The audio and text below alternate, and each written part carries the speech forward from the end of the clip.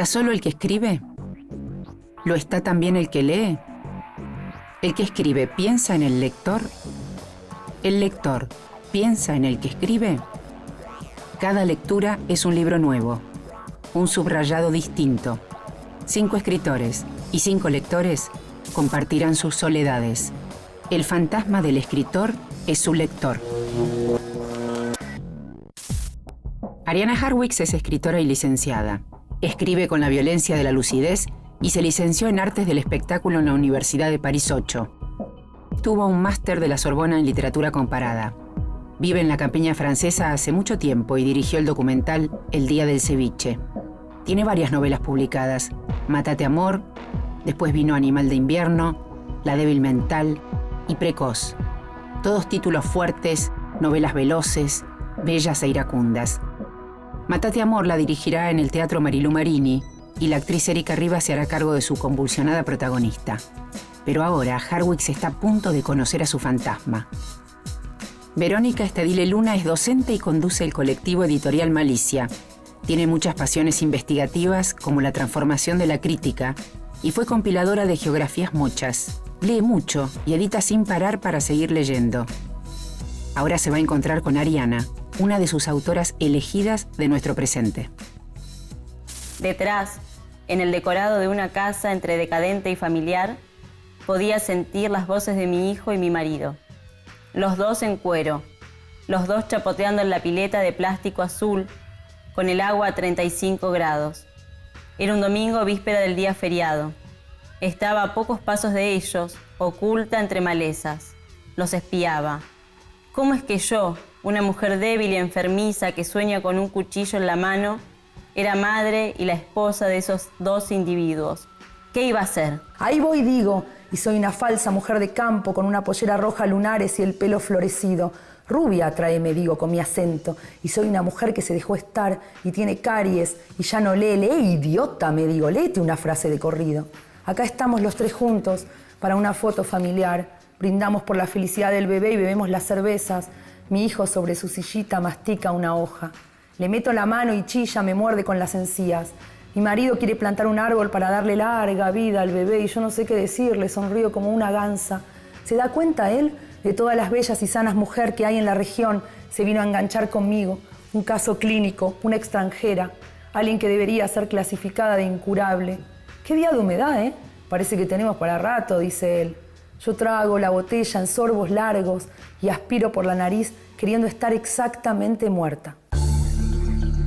Ariana, para mí, a veces un poco en chiste, un poco en serio, como las cosas que más nos importan, que son un poco así.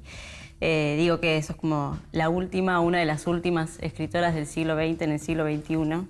Pensaba lo que fue leerte la primera vez que te leí.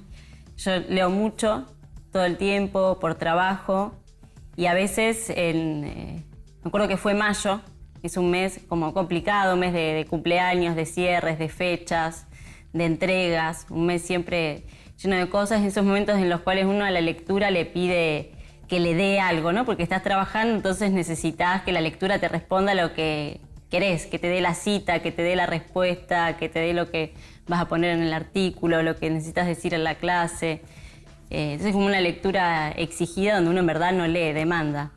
Y en ese momento me dicen, léete esta novela. Y leí, entré ahí y sentí después de otro tiempo que estaba disponible. Mátate Amor es una novela breve tan íntima como feroz. La protagonista es una mujer que agota sus ganas de ser madre en su esfuerzo por serlo. Cada frase es un peligro y la trama su respuesta. Y de esa lectura me quedó una pregunta que después me la volví a hacer leyendo tus otras novelas, que es cómo se sostiene una voz sin cortes cuando esa voz a su vez está todo el tiempo cortada, ¿no? Las voces de tus personajes están todo el tiempo cortadas, pero están sostenidas a la vez, sin ardides de capítulos, de momentos, de saltos.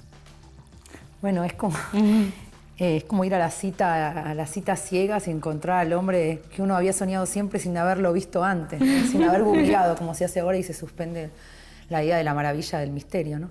Digo esto, y no me gusta el elogio gratuito en absoluto, porque Lo que vos decís que te pasó para mí es como el horizonte de expectativa máxima que yo tengo cuando leo y cuando escribo. O sea, el arte para mí es eso, una suspensión radical de la convención de la vida. No me importa ninguna otra cosa. Después se discute el estilo, la violencia, las formas, los linajes, las genealogías. No me importa que se suspenda la convención de la vida. O sea, que el marido, el gato, el tiempo, la muerte sean otra cosa.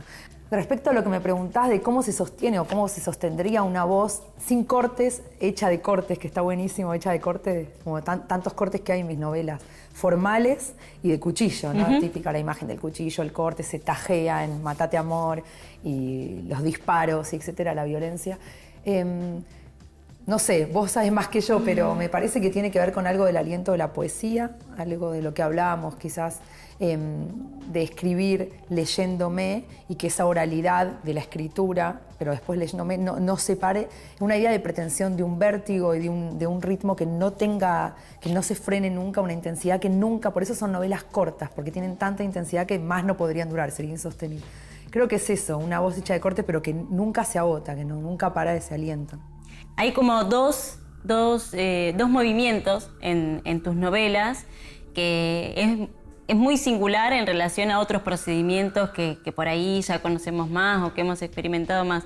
Que es tiene la sensación de que, por un lado, los personajes están todo el tiempo como desujetados, desubjetivados, que la lengua se va, que la gramática se va desplazando todo el tiempo del tipo de expectativa que tenemos en relación a lo que suponemos que podría continuar. Es decir, la lengua ahí se está escapando y, a su vez, la historia del héroe, ¿no? La historia del personaje es muy clara y orientada, ¿no? Entonces, como si con una mano sostuvieras el tiempo, con una rienda fuerte, diciendo, bueno, la novela va hacia allá, este es el tiempo, y con la otra se borraran, ¿no? Las marcas que guían ese tiempo de una manera ordenada en lo gramatical, ¿no? Como hay dos movimientos de dirección y de fuga, pero que van juntos. Claro, progresión y digresión.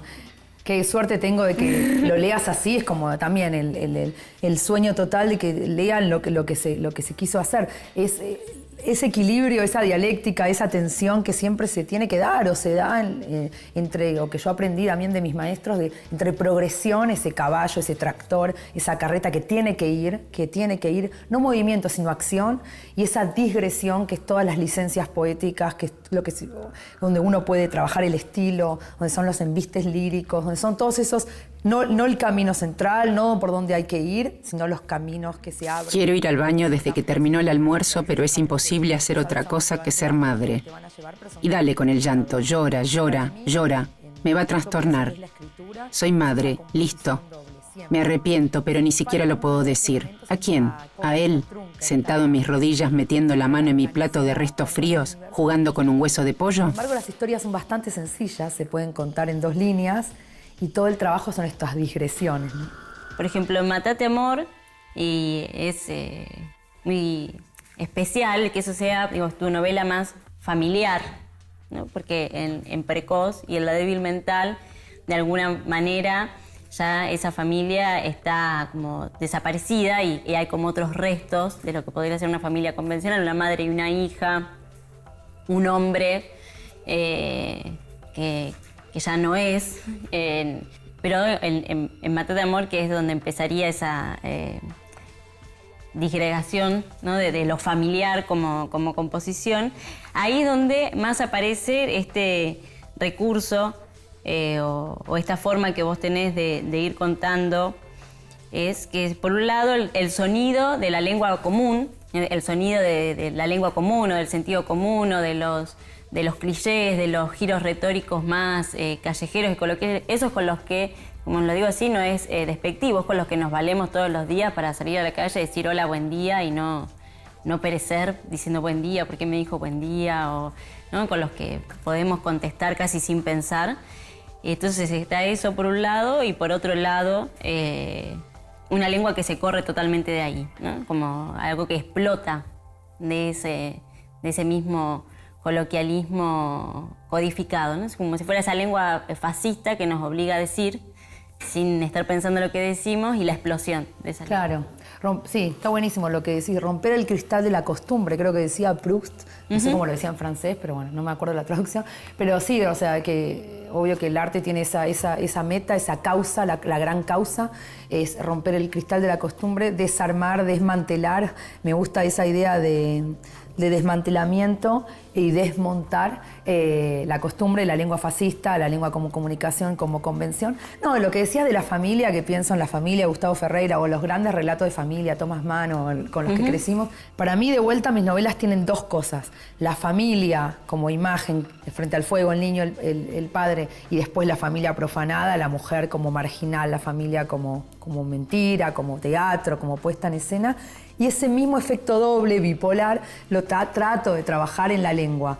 Es decir, un registro de lo coloquial, buen día doña, el dorima, semea de parado. Bueno, el registro de lo coloquial y siempre el registro de extrañar lo coloquial, de volverlo siniestro, de mostrarle los hilos, como la lengua familiar y la lengua extrañada, ¿no?, de la poesía. Trato de que tengan esos dos niveles, ¿no?, las novelas. Pensaba cómo circula la economía en tus novelas, cómo circula el dinero, los objetos, ¿no?, que es como si estuvieran fuera de la representación de lo que es un mundo del trabajo, ¿no? Hay trabajos, hay espacios, pero hay dinero suelto, por decirlo de alguna forma, como dinero del derrame, ¿no?, en esos espacios marginales, entonces donde se compra una moto, después ya no se sabe si va a haber otro dinero, se cuenta la plata, se va al supermercado y se llena el auto con latas de lo que se trae, pero después no saben de qué van a vivir. Claro, por lo que decíamos, que decía Rimbaud, ¿no?, el arte es o algo así como suspender la moral o la moralidad. Pues está la ley, pero ¿a quién le importa la ley en el arte, no? Sí. Entonces me parece que es eso, todo lo que es, me sale bandolero, no sé si existe, pero bandoleros, jornaleros, inmigrantes, todo lo que sea el estatuto, el statu quo de alguien en situación de riesgo, de incertidumbre, de frontera, ya sea porque porque la nacionalidad no la tenés, estás con los papeles flojos, ¿no? Mis personajes siempre están mal de pelpa, están mal de papeles. Y me gusta eso, porque esa zona, disminuida, desvalida, están siempre psíquicamente al borde, el estado mental es frágil, pero también la economía es frágil. Entonces siempre cuentan las monedas un poco como en las películas que me gustan a mí, pero tipo Thelma y Louise es como el ícono, dice, siempre contando las monedas, con el bolso, con los dólares que te roban, siempre sacás del banco lo último que queda, y por eso están frágiles, son vulnerables y Los personajes de Ariana Harwick son deseosos, asqueados, están listos para morir o matar en cualquier momento, o gozar con lo perdido. Más expuestos que marginales, sus personajes se pasean con todos los tormentos en la lengua que los sostiene ella con su estilo. Están siempre a la intemperie, me gustan los personajes a la intemperie. Está buenísimo eso que decís de la moral y la suspensión de la moral, porque hay un efecto en la novela que te va llevando a despojarte de todo tipo de moral o prejuicio, de lo que debiera ser una madre, lo que debiera ser un hijo, lo que debiera ser un marido, lo que debiera ser una hija, una vecina, un ciudadano, un habitante. Y al mismo tiempo que esa moral se suspende radicalmente, ¿no? Los personajes, si hay algo que no tienen, son buenas intenciones. Sufren, o sea, no son personajes que no son cínicos, digo, no hay cinismo, hay un cuerpo, ¿no? Digo, y creo que no hay cinismo en buena medida porque hay un cuerpo ahí que principalmente es deseante. Entonces, si suspende la moral es por ese deseo que puede moverlo mucho más allá de los límites, bueno, de la ley, ¿no? Que la ley es muchas cosas, no solamente la ley de lo que te puede hacer ir preso.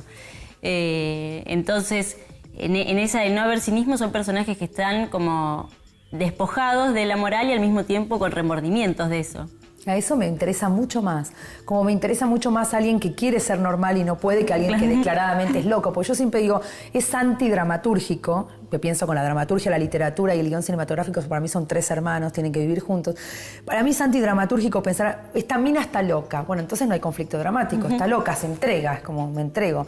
A mí me gustan los personajes que luchan, eso es Mátate Amor también, y todas las 3, luchan por ser normales, que es la normalidad. Bueno, un psiquiatra, un psicoanalista nos discute, pero que entran las convenciones de la normativa, de la norma, esto es un sillón y esto es un vestido, y me gustan personajes que el conatus, el esfuerzo por parecer normal, todo ese esfuerzo, ese sacrificio que hacen estas personajes mujeres que no tienen nombre propio por ser normal, yo diría, si tuviese que decir, que esas son las novelas, ese esfuerzo, y ese darlo todo por eso, y finalmente en general no pueden hacerlo porque terminan asesinando, se van por el bosque, pero lo han intentado. Yo diría, el epitafio sería lo he intentado. Y después, pensaba que esto, ¿no? La convención en la maternidad. Una persona que no escribe puede pensar dentro de la red conceptual, que es la sinapsis, asociar cosas que van, la red conceptual, o sea, frío, lluvia, paraguas, calentito, la red conceptual. Pero el trabajo del artista, que decíamos romper el cristal de la costumbre, es romper esa sinapsis, es romper esa red conceptual que creo que se llama hipofenia. Bueno, me anoté la figura retórica que lo usan en psiquiatría, que los psicóticos suelen asociar cosas que normalmente no se asocian y crear un sentido tercero. Entonces yo, ojalá lo logre, y es mi intento cuando escribo, es intentar asociar cosas que a priori no se asocian y componer así. Bueno, me quedé pensando, porque una de las cosas que más me impresionó en Mátate Amor es el momento en el cual, después de una escena que es increíble, donde termina con el riesgo de su propia vida casi, las salidas para adelante, decir, bueno, casémonos. Entonces ahí el lector se queda como sin aire, por decirlo de alguna manera. Como, ¿y qué importa lo que venga después? Si lloramos, si se hacen las valijas, si se dividen los bienes, ¿qué importa lo sucesivo? Mis niños miraban un programa de sorteos en televisión y comían hamburguesas. Se respiraba olor a fritura. Casémonos, dije. Un minuto después, mi hombre, sin perder de vista la tele, dijo acepto. Bueno, no, ya en lo peor, casémonos, que es un ir hacia adelante, que es hacia el fondo en realidad. Te estás ahogando, te estás muriendo, casémonos. Bueno, si no, la internación, ¿no? Yo pensaba en Zelda Fitzgerald, no sirve de nada internarla, ¿no? Pero ahí está la pantomima, el gran teatro, divina la comedia de internar, no sirve de nada. Después, Madame Bovary, salvarse vía amante. Bueno, la vida es un asco, esta vida. Voy a tener un amante, pero el sexo tampoco sacía, el sexo así, digo, ¿no? O sea, son intentos de sexualidad pero lo que a ella le sucede es otra cosa, es un vacío, no sé si espiritual, no voy a interpretar. No, claro, que en un momento el personaje dice, ¿no? O sea, porque uno podría pensar, bueno, el problema de esta mujer, o como los demás la califican, es que es una ninfómana. Y en un momento dice, cogeme, y a continuación dice, bueno, pero cuando lo digo así es cuando menos apetito tengo, ¿no? Hay como también ahí un corte entre lo que se dice, lo que se experimenta y lo que se puede decir de lo que se experimenta, ¿no? Es como una distancia que nunca se puede terminar de recorrer.